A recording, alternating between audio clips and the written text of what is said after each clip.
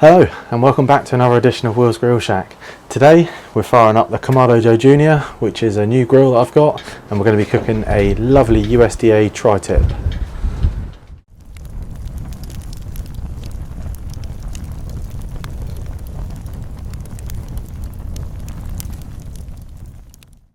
So my friends over at WB Stoves very kindly sent me a Kamado Joe Jr. to do a few videos on.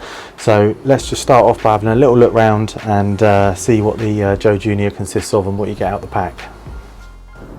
So here is the Kamado Joe Jr. So you've got the daisy wheel up here for controlling the temperature.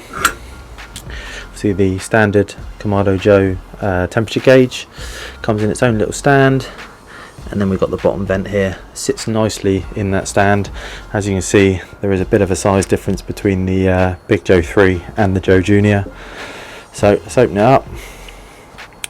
Comes with this grill here, which is 13.5 inches, so it's a good size cooking grate, and it's also got a little lift up bit here if you need to add any more charcoal during your cook. So removing the grate, you can see that we have this triangle which the grate sits on, then you've got your heat deflector which sits in there. Removing that, I have actually added a kick ash basket in here. This is a Monolith Junior one, and it does actually fit perfectly. I took a bit of a punt because there's none available in the UK at the moment, but this does actually fit perfectly. You've got your firebox ring here, just like the setup on the original classic one, and then underneath you've got the lower part of the firebox. And it really is as simple as that. So here is the USDA Black Angus tri-tip from, as always, John Davison's. Great meat. So what we've done is we've trimmed off the fat that was this side, and we've still left the fat that was the other side, so the fat cap on this side, because we're going to reverse sear it. So I wanted to leave this side completely trimmed to this side, and then this side we've got the fat on it. So what we're going to do is we're just going to make some slits like this into the fat, because we really want to get the smoke into the meat, but at the same time protect the meat. And there you go, all ready to go and ready to get on the Joe Jr. So let's fire it up. Okay, so we've just got one fire lighter in there. We've got our Glow Baltic charcoal, so let's light it up. So we're just going to let the fire establish for the next few minutes, and then we'll close the lid down.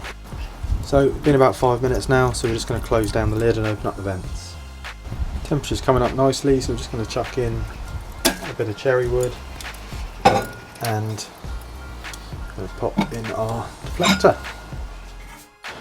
Okay, so as the Joe Jr. is coming up to temperature, we're going to use the Meteor block to monitor the temperature today.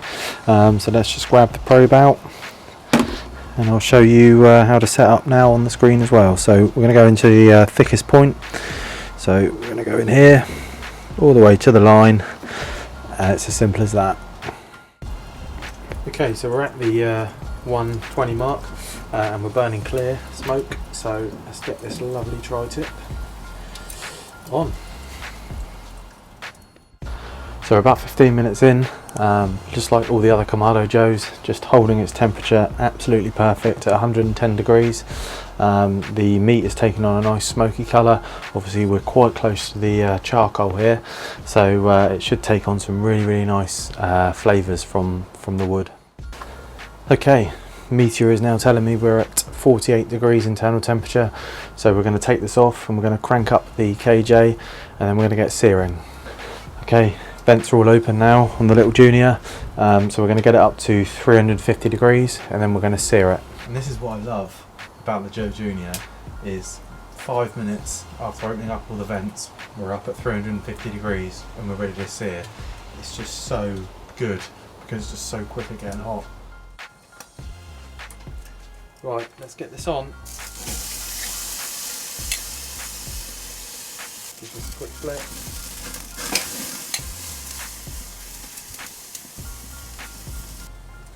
So let's just take a look at the searing. Just look at that. Beautiful.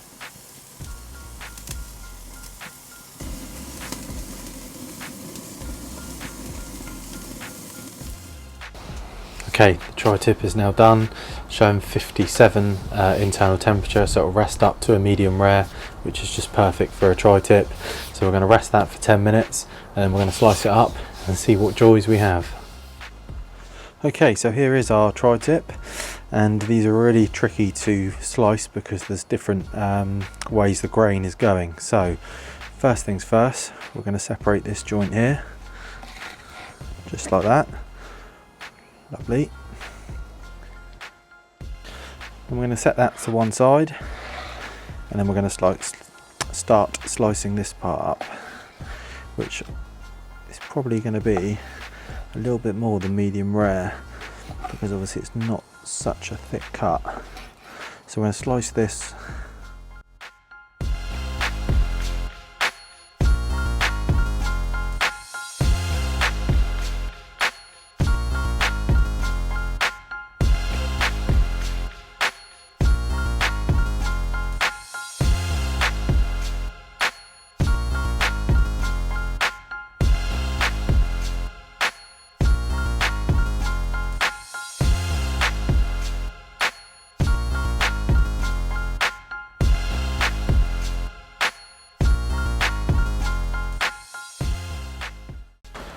Okay, so that was amazing.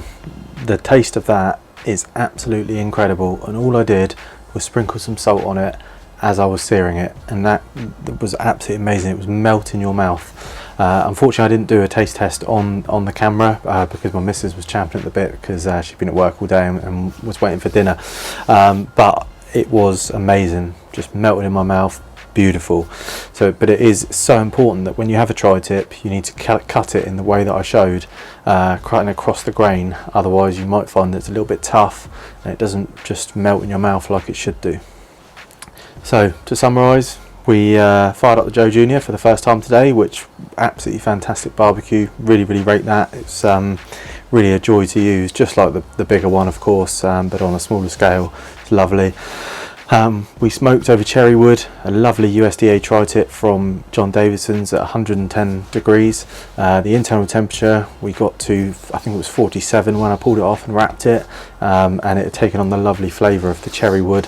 Then we cranked up the temperature, and like I said, 10 minutes after cranking it up and opening up the vents, the KJ was up at 350 degrees, so much quicker than the Big Joe that I've got, so much quicker, and I only used a small amount of charcoal as well, whereas obviously the Big Joe does like to eat charcoal, as you can imagine, because it's so big. So then we cranked up the temperature to 350 degrees, chucked the tri-tip on, seared it both sides, absolutely beautiful. Got that lovely crust along where I left the fat cap as well, which is absolutely perfect because you want it nice and crusty on the outside and beautifully tender in the middle. We then cooked it to an internal temperature of about 57 and it rested to 59, I think it was. So it's on the high end of medium rare, but with a tri-tip I think that's lovely. It's just the perfect temperature. Some of the Denver cut steaks that I do and the New York strip steaks and stuff like that, I do prefer a little bit rarer, but with a tri-tip, absolutely beautiful. That 59 degrees is just absolutely lovely. Sliced it up the correct way against the grain, lovely, and then ate it, and it was absolutely glorious. So if you have enjoyed this video, please hit the subscribe button. Every single one of you matter to me, and I really thank you for subscribing and watching these videos. And see me next time. I think we're going to do on the Kamado Joe Junior some beef short ribs.